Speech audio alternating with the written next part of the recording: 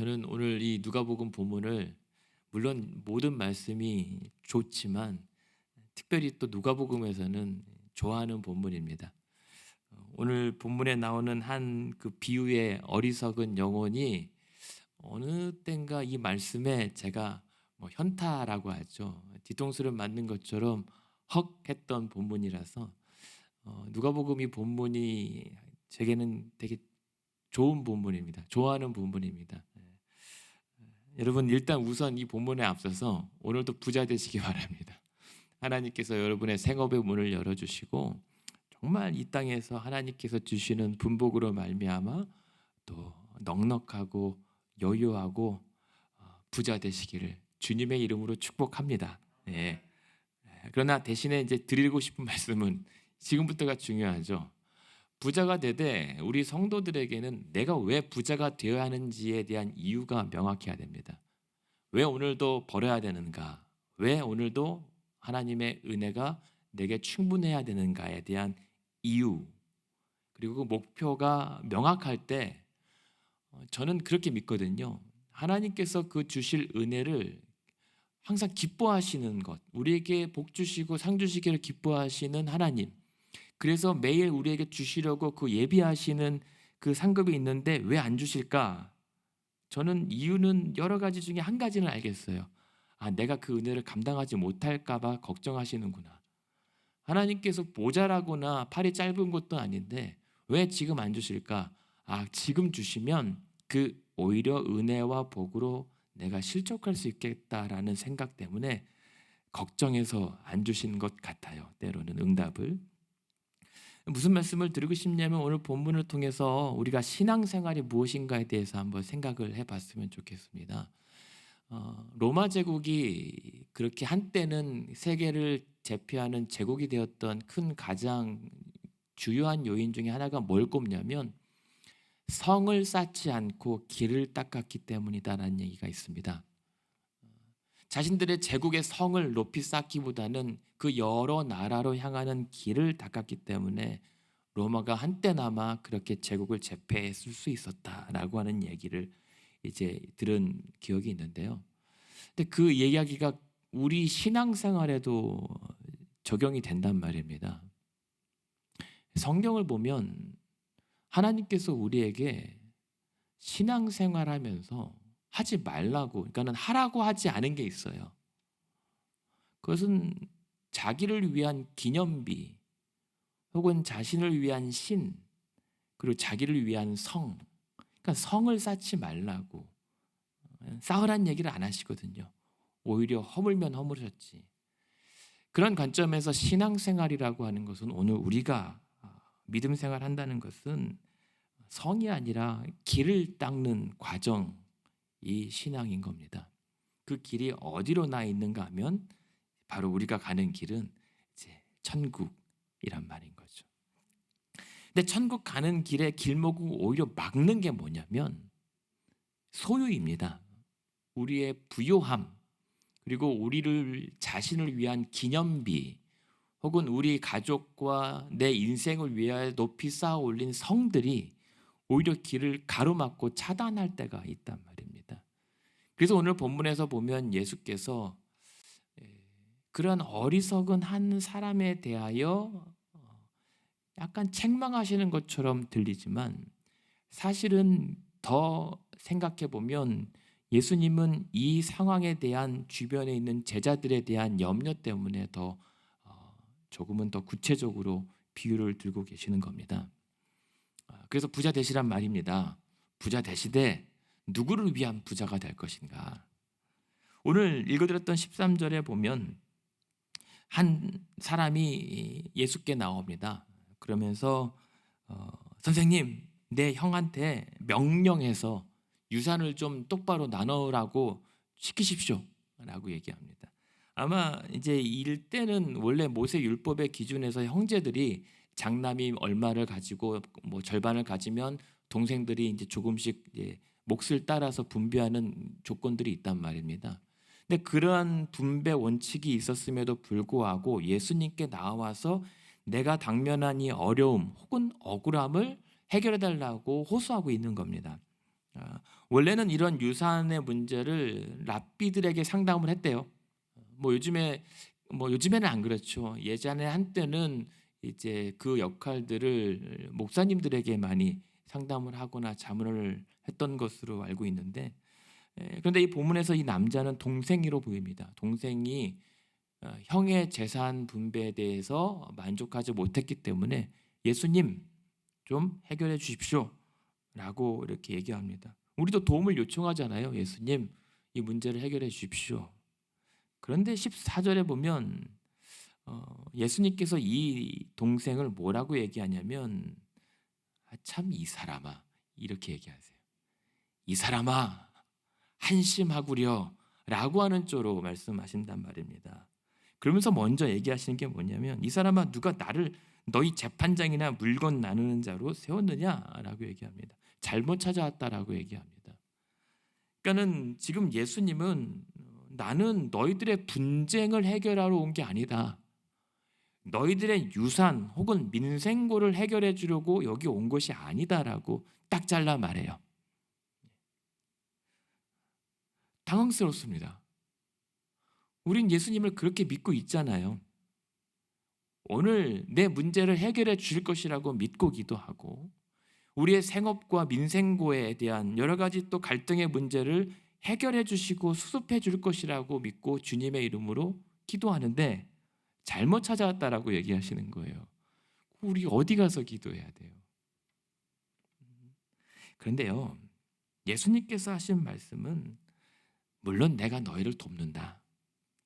내가 너희를 고치고 너희들의 문제를 다 잘 회복하도록 도울 순 있으나 한마디로 그게 내 전공은 아니다라고 말씀하시는 겁니다. 예수의 전공은 어떤 민생고의 해결 아니라 더 큰 전공인 분야가 있는데 그것이 구원이라고 하는 거다. 나는 너희의 어떤 작은 문제부터 다 주장하고 통치하는 주권자이지만 내가 너희들의 유산 분배 문제를 혹은 너희들의 싸움의 문제를 말리려고 온 것이 아니라 그렇기 때문에 그럴 수밖에 없는 근본적인 원인을 해결하려고 온 것이다. 내가 너희의 구세주로 너희들의 구원자로 온 것이다. 너희들의 그 죄로 말미암아 어쩔 수 없는 이 현재 이 상황, 이 죄의 문제를 해결하러 온 것이다. 그러므로 나를 지금 재판장이나 물건 나누는 세상 아치로 나를 여기지 말라는 겁니다. 그렇기 때문에 오늘 저와 여러분이 예수님을 더 잘 믿을 수 있는 이유가 뭐냐면 예수님은 내 문제를 위해서 오신 분이 아니에요. 나의 죄의 문제이지만 우리의 갈등의 문제, 여러분의 어떤 재산 문제, 어떤 교회 분쟁 문제조차 그게 예수님의 메인 이슈는 아니란 말입니다. 오히려 그 문제가 일어날 수밖에 없는 우리의 연약한 현실 가운데 찾아와서 그 근본적인 문제를 해결하러 오신 구세주, 구주시란 말이에요. 그렇기 때문에 우리가 예수를 오늘도 예수님 내가 어제 기도한 제목 들어주지 않으셨네요. 그렇다면 저도 예수님을 안 따르겠습니다 하지 않아요. 왜냐하면 그 재산 분쟁 문제와 상관없이 나는 예수를 믿기 때문입니다. 그러니까 오늘 이 사람의 실수는 예수님이 여기 뭐라고 얘기하죠? 13절에 선생님이요 라고 했잖아요. 누가복음에 보면 계속 선생님이요 라고 부르잖아요. 처음에 예수를.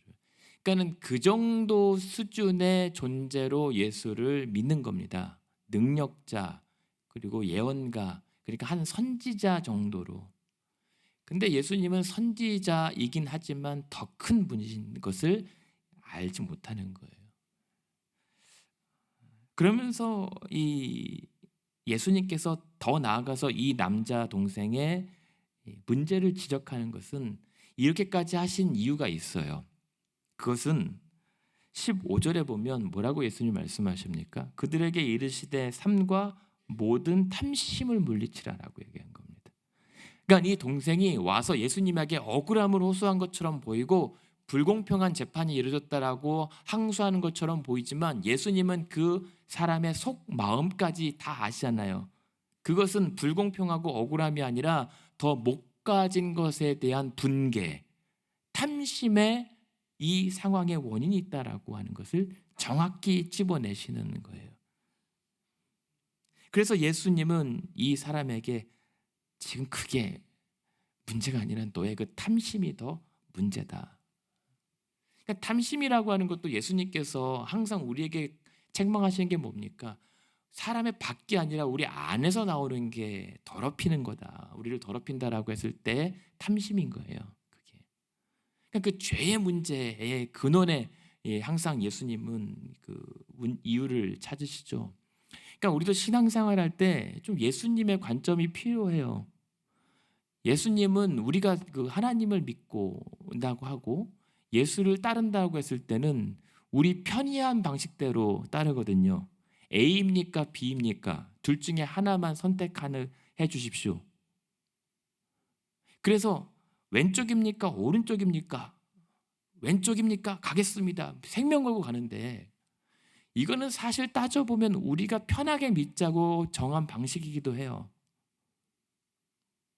왜냐하면 예수님은 A냐 B냐라고 딱 떨어지게 대답하지 않으세요. 종종 더 A일 수도 있고 B일 수도 있단 말입니다. 오른편뿐만이 아니라 왼편일 수도 있단 말입니다. 오죽했으면 오른편 맞으면 왼편도 같이 맞아야 된다고 하실 정도잖아요. 지금 예수님은 우리의 인생에 딱 이거 하나로 규정 지을 수 있는 것이 없습니다. 죄의 복합성 때문에, 우리 존재의 다양성 때문에 그 하나님의 창조 질서 안에 아주 작은 티끌만한 요소 가지고 인생은 이렇다라고 규정할 수 있는 지혜나 권리는 우리에게는 없습니다. 그런 상황에서 예수께서는 이 재산 분배의 문제를 통해서 우리의 삶의 근원적인 문제를 책망하시는 거예요. 탐심. 그럼 사실은 말씀이 뭡니까? 15절 후반에 보면 그래서 이 남자에게 깨닫길 원하는 것은, 이 한 인생에게 깨닫기 원하는 것은 사람의 생명이 그 소유의 넉넉함에 있지 않다라는 사실을 말씀하고 싶은 겁니다. 이 생명이라고 하는 단어가 뭐냐면 조에라고 하는 단어예요. 그러니까 바이오스라고 하는 것은 그냥 이제 그 물리죠. 그러니까 그냥 살아 있는 유기체 같은 겁니다. 그냥 생명이 있는 거예요. 식물처럼. 근데 성경에 이 조에라고 하는 여기 나오는 생명은 조금 다른 생명입니다. 하나님께서 우리에게 부여하신 특별한 생명력 같은 거예요. 그래서 우리는 새 생명이라고 얘기합니다. 이것은 소유로 살 수 있는 것이 아니라 하나님의 은혜로만 얻을 수 있는 인생의 가치 같은 겁니다. 그래서 이것을 일생 혹은 생계라고도 번역을 합니다. 그러니까 이 말을 우리가 해석해 보면 이 사람아, 사람이라고 하는 그 인생 존재 자체가 소유로 말미암아 이루어질 수 있는 것이 아니다. 돈으로 그것을 채우고 만족할 수 있는 것이 절대 못 된다. 오직 성도의 생명, 사람의 생명은 하나님의 주신 은혜로만 만족될 수 있는 것이다. 사람의 생계는 그래서 오직 하나님의 은혜로 책임져질 수 있는 것이다 라고 하는 것을 예수님께서 말씀하시는 겁니다. 우리는 소유가 넉넉하면 삶도 넉넉할 것이라고 기대하고 열심히 삽니다. 오늘도. 그래서 부자 되시라는 말이에요. 사실 그렇잖아요. 있어야죠. 이왕이면 있는 게 좋죠. 성경은 절대 무소유를 가르치지 않습니다. 소유하라고 합니다. 단 그 소유를 누구를 위한 것이 아닌가? 돈은 항상 중립입니다. 돈은 여러분 돈이 막 저주하고 혐오하시는데 돈은 죄가 없어요. 돈은 중립적인 가치란 말입니다. 돈이 일만하게 근원이 되는 건 뭡니까? 사람 때문에 돈이 그 악이 되는 거예요. 우리가 그 돈을 어떻게 쓰느냐, 선하게 사용하면 돈은 선한 가치란 말입니다. 우리가 악하게 사용하면 이 돈은 이제 없어져야 할 악의 근원이 되는 겁니다. 돈이 잘못입니까? 돈을 집행하는 죄인된 사람에게 있다는 겁니다. 절대 무소유가 아니에요. 오히려 소유를 통해서 바른 하나님 나라의 가치와 재화로 활용할 기회를 만들라고 얘기를 하죠. 그러니까 삶을 꾸려가는 방식의 이 남자의 착각은 뭐냐면, 내가 유산을 조금 더 많이 가지면 내 삶이 넉넉하고 평안하고 만족할 수 있을 것이다라고 하는 일반적인 생각에 빠져 있었던 거죠. 그래서 예수께서 얘기하신 겁니다. 탐심 버려야 된다, 너. 이것은 그냥 윤리 도덕적인 문제가 아니라 그것이 우리의 인생을 여유롭게 할 수 있을 것이다라고 하는 착각을 버리라는 겁니다. 그래도 아쉽잖아요. 이 본문에 대해서 제가 참 좋아하는 이유는, 그래도 예수님 아쉽잖아요. 이왕이면 있으면 더 좋잖아요. 이게 솔직한 마음이에요, 저는. 여러분, 저는 우리 성도님들 다 부자 됐으면 좋겠단 말입니다. 그것 때문에 오늘 하루 생계와 해결해야 될 이 공과금 때문에 좀 고민하는 게 너무 괴로운 걸 아니까, 오늘 이걸 납부하지 않으면 안 되는 절박한 그 상황이 뭔지를 아니까, 하나님 이왕이면 그러한 허덕임과 그런 근심과 염려로 너무 우리 성도님들의 삶을 짓눌리지 않게 해주십시오. 기도해야 됩니다. 수고한 대로 벌어들이는 것은 하나님의 큰 축복이거든요. 하지만 여기서 말씀하시는 것은 뭐냐면, 그러나 그것 때문에 너무 염려하거나 두려워하지 말라라고 하는 말씀을 하시고 싶은 거예요. 그러면서 하시는 말씀이 뭐예요? 22절에 보면, 더 밑에 이 본문이 22절에서 34절까지 연결되는 거죠.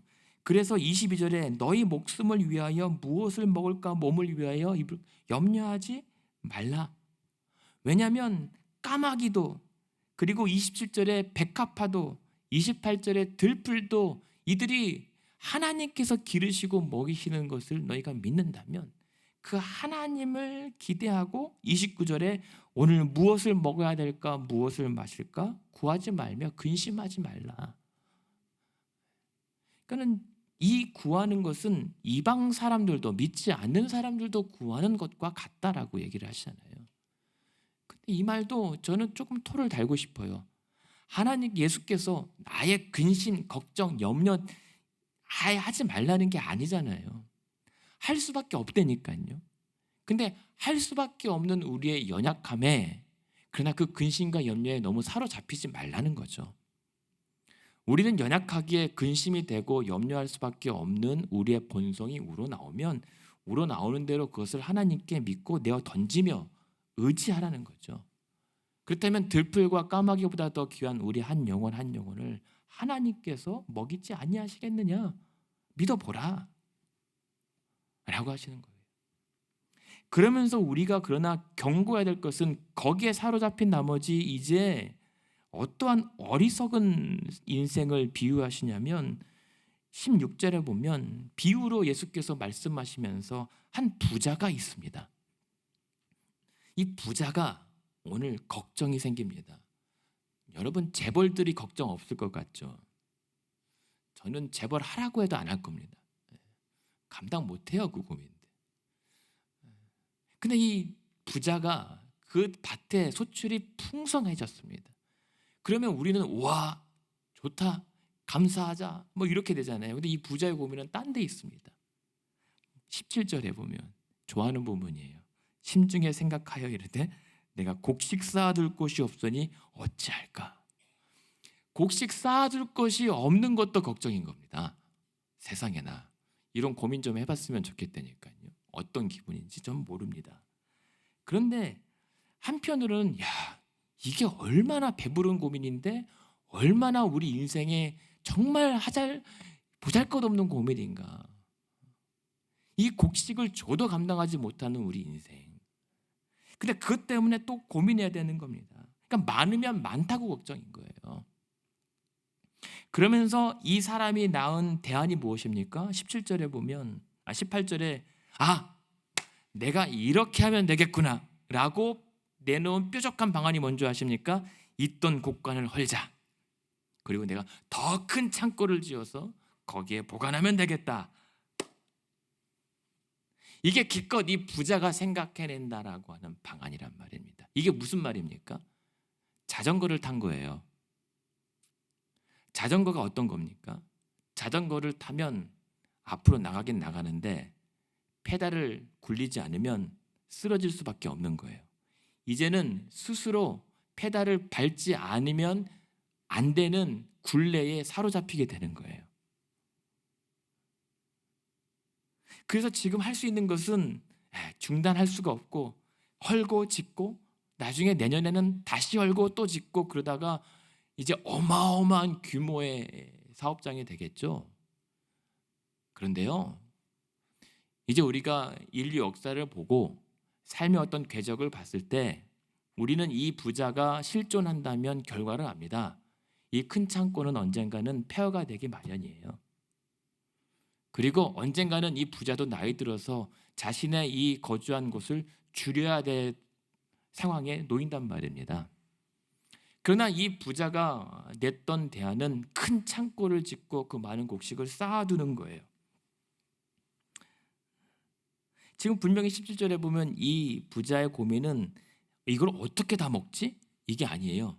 이걸 다 어떻게 쌓아놓지에 대한 고민이거든요. 그러면서 19절에 보면 그렇게 큰 창고를 짓고 뭐라고 얘기해요? 내 영혼아, 이제 평생 먹을 것 쌓아두었으니 이제 먹고 즐기며 쉬자. 이게 우리가 오늘 열심히 일하는 삶의 목표가 될 때가 있습니다. 열심히 일해서 은퇴해서 조금 편안한 노후를 보내시는 것은 죄가 아닙니다. 여러분, 평안한 노후를 보내실 수 있기를 원합니다. 근데 정말 평안한 노후는 내가 노후연금의 액수에 있지 않다는 것도 우리는 알아야 합니다. 예수께서 뭐라고 말씀하십니까? 이 사람은 평생 먹을 것을 쌓아 놓았으니까 이제 평생 요트 타면서 쉬면서 즐기자라고 하는 인생의 계획까지 다 마쳤어요. 그리고 실질적인 준비까지 다 했단 말입니다. 근데 여기서 예수님께서 이렇게 얘기합니다. 20절에 보면 이 어리석은 자야, 하나님께서 오늘 밤 너의 영혼을 도로 찾아간다면 다 그게 누구 거다냐? 이 한마디에 넘어지는 거예요. 이 한마디 때문에 우리의 인생이 그렇게 허망할 수가 없는 겁니다. 여러분, 이제 주변 분들 많은 그런 얘기 있지 않습니까? 이 사람이 평생 얼마나 많은 재벌이었는데 그렇게 많은 재물을 모아뒀는데 하나도 쓰지 못하고 먼저 갔다고. 아니면 어떤 분들은 정말 많은 이 유산이 있음에도 불구하고 하나도 기억을 하지 못하는 거예요. 재산 처리가 안 되는 겁니다. 자신이 평생 수고했던 이 재물을 만지거나 가늠하거나 누려보지 못한 채 그냥 공중에 떠버리게 되는 거예요. 그게 부럽기도 하지만 씁쓸한 부유함의 이면인 거예요. 물론 너무 가난하고 너무 없어서 그것 때문에 신음하는 사람들도 많이 있죠. 그러니까 이 말은 뭡니까? 부자나 가난한 자나 매 똑같다는 거예요, 인생이. 소유로는 우리의 인생을 만족시킬 수 없다. 생명이 소유의 넉넉함에 있지 않다라고 하는 예수님의 말이 참이다라고 하는 근거가 되는 거예요. 그래서 사도행전 누가복음에 이제 나중에 사도행전 보시면 그 대표적인 사건이 누굽니까? 저는 아나니아 삽비라가 꽤 괜찮은 부자였다라고 생각하거든요.